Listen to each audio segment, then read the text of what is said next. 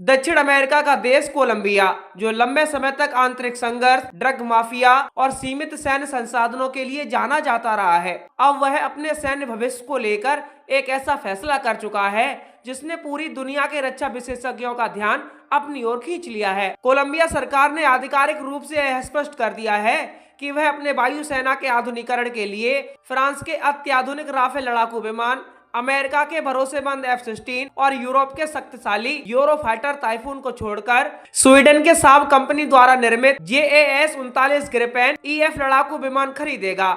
यह फैसला केवल एक हथियार खरीद का निर्णय नहीं है, बल्कि है कोलंबिया की रणनीतिक सोच, आर्थिक मजबूरियों, भविष्य की जरूरतों और वैश्विक राजनीति में संतुलन साधने की कोशिश को भी दर्शाता है। दरअसल कोलंबिया की वायुसेना पिछले कई दशकों से इजराइल से खरीदे गए पुराने लड़ाकू विमान के सारे काम चला रही थी। ये विमान अपने आप में सक्षम माने जाते थे, लेकिन 2020 के बाद इनकी उम्र, रखरखाव की लागत और तकनीकी सीमा कोलंबिया के लिए बड़ी समस्या बनती जा रही थी। देश की वायु सुरक्षा, सीमाओं की निगरानी और तुरंत प्रतिक्रिया क्षमता कमजोर पड़ने लगी थी। यही कारण था कि कोलंबिया सरकार ने एक व्यापक फाइटर जेट प्रतिस्थापन कार्यक्रम शुरू किया, जिसमें दुनिया की लगभग सभी प्रमुख एयरोस्पेस कंपनियों को आमंत्रित किया गया। इस दौड़ में सबसे मजबूत दावेदार के रूप में फ्रांस का राफेल सामने आया। राफेल को दुनिया के सबसे उन्नत 4.5 जनरेशन लड़ाकू विमान में गिना जाता है। भारत, मिस्र, कतर, UAE जैसे देशों ने इसे चुना है और इसके युद्ध अनुभव भी मौजूद है। इसके बाद अमेरिका का F-16 था, जिसे दुनिया का सबसे ज्यादा बिकने वाला फाइटर जेट कहा जाता है और जिसे अमेरिका ने कोलंबिया को सेकेंड हैंड या अपग्रेड वर्जन में देने का प्रस्ताव रखा। यूरोप की ओर से यूरो फाइटर टाइफून भी चर्चा में रहा, जो गति और ऊंचाई के मामले में बेहद ताकतवर विमान है। लेकिन जब तकनीकी मूल्यांकन, आर्थिक गणना और दीर्घकालिक रणनीति को एक साथ रखा गया तो तस्वीर धीरे धीरे बदलने लगी। कोलंबिया के रक्षा मंत्रालय और वायुसेना की तकनीकी टीम ने सिर्फ विमान की ताकत नहीं देखी, बल्कि यह भी परखा कि आने वाले 30 से 40 वर्षों तक उस विमान को उड़ाना, संभालना और अपग्रेड करना देश के लिए कितना संभव होगा। यहीं पर ग्रिपेन ने वाकई विमानों पर बढ़त बनानी शुरू की। ग्रिपेन एक single engine multi role fighter jet है, जिसे खास तौर पर छोटे देशों और सीमित बजट वाली वायुसेना को ध्यान में रखकर डिजाइन किया गया है। इसका रखरखाव सरल है, ऑपरेटिंग कॉस्ट कम है और इसे छोटे रनवे से भी उड़ाया जा सकता है, जो कोलंबिया जैसे पहाड़ी और जंगल वाले देशों के लिए बेहद अहम है। राफेल और यूरोफाइटर जैसे ट्विन इंजन विमानों की खरीद कीमत ही नहीं, बल्कि प्रति घंटे उड़ान की लागत भी काफी ज्यादा है। रिपोर्टों के मुताबिक राफेल की 1 घंटे की उड़ान लगभग ग्रिपेन की तुलना में लगभग 2 गुनी तक मानी जाती है। कोलंबिया जैसे देश के लिए, जहां रक्षा बजट पहले से ही दबाव में है, यह फर्क आने वाले दशकों में अरबों डॉलर का बोझ बन सकता था। वहीं ग्रिपेन का डिजाइन ही इस सोच के साथ किया गया है कि कम संसाधनों में ज्यादा प्रभावी ताकत कैसे हासिल की जाए। इसी बीच स्वीडन की साब कंपनी ने कोलंबिया को सिर्फ विमान नहीं, बल्कि एक पूरा पैकेज ऑफर किया।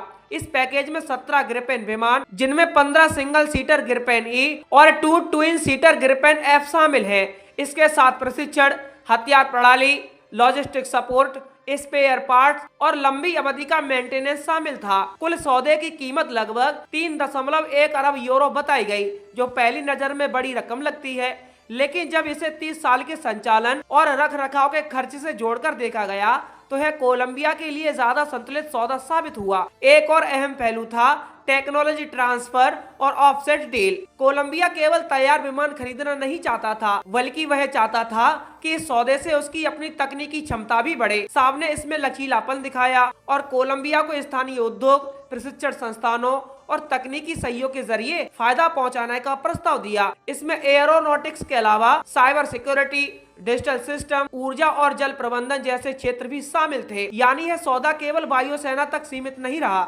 बल्कि देश के समग्र तकनीकी विकास से जुड़ गया। इसके विपरीत राफेल को लेकर कोलंबिया की ऑडिट एजेंसियों और तकनीकी टीम ने कुछ सवाल उठाए। रिपोर्ट के अनुसार फ्रांस की ओर से तकनीकी डेटा और कुछ शर्तों को लेकर उतनी पारदर्शिता नहीं दिखाई गई जितनी कोलंबिया चाहता था। इसके अलावा राफेल का मेंटेनेंस ढांचा ज्यादा जटिल और महंगा माना गया। F-16 के मामले में भी यह समस्या थी कि अमेरिका कोलंबिया को नए विमान देने के बजाय पुराने या अपग्रेड प्लेटफॉर्म की पेशकश कर रहा था, जिससे दीर्घकालिक क्षमता को लेकर संदेह बना रहा। यूरोफाइटर टाइफून इस दौड़ में इसीलिए पिछड़ गया क्योंकि उसका प्रस्ताव तकनीकी और आर्थिक दोनों ही स्तर पर पूरी तरह स्पष्ट नहीं था। इस पूरे चयन प्रक्रिया की निगरानी कोलंबिया की शीर्ष ऑडिट संस्था ने की और यह निष्कर्ष निकाला गया कि गिरपेन का चयन तकनीकी, आर्थिक और रणनीतिक रूप से उचित है। हालांकि इस फैसले ने राजनीतिक हलकों में बहस जरूर छेड़ दी। विपक्षी दलों ने सवाल उठाया कि क्या अमेरिका को नाराज करना कोलंबिया के लिए सही होगा, क्योंकि गिरपेन में इस्तेमाल होने वाला इंजन अमेरिकी कंपनी जनरल इलेक्ट्रॉनिक का F414 है। यह आशंका जताई गई कि भविष्य में अमेरिका इंजन सप्लाई पर दबाव बना सकता है, लेकिन साब और कोलंबिया सरकार दोनों ने स्पष्ट किया कि इस तरह का कोई आधिकारिक प्रतिबंध नहीं है और सभी जरूरी अनुमतियां समय पर मिलेंगी। यह फैसला लैटिन अमेरिका की राजनीति में भी एक संकेत माना जा रहा है।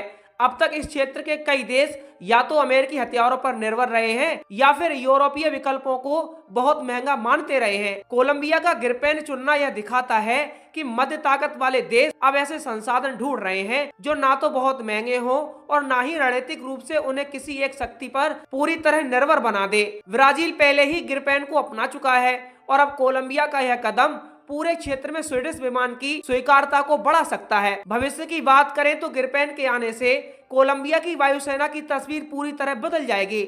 आधुनिक ऐसे radar, electronic warfare system, network centric warfare क्षमता और आधुनिक हथियारों के साथ गिरपेन कोलंबिया को न सिर्फ अपनी सीमाओं की रक्षा करने में सक्षम बनाएगा, बल्कि किसी भी अप्रत्याशित खतरे का तुरंत जवाब देने की क्षमता भी देगा। साथ ही कम लागत की वजह से कोलंबिया ज्यादा उड़ान घंटे हासिल कर सकेगा, जिससे पायलटों का प्रशिक्षण और युद्ध तैयारी स्तर भी ऊंचा होगा। कोलंबिया का राफेल, F-16 और यूरोफाइटर को छोड़कर गिरपेन चुनना एक भावनात्मक या राजनीतिक नहीं, बल्कि ठोस गणना पर आधारित फैसला माना जा रहा है। यह दिखाता है कि आधुनिक युद्ध में केवल सबसे महंगा या सबसे ताकतवर विमान ही सही विकल्प नहीं होता, बल्कि वह प्लेटफॉर्म ज्यादा उपयोगी होता है जो देश की जरूरत, बजट और रणनीति के साथ सबसे बेहतर तालमेल बैठा सके। गिरपेन की जीत और राफेल की हार इसी बदलती सोच का उदाहरण है।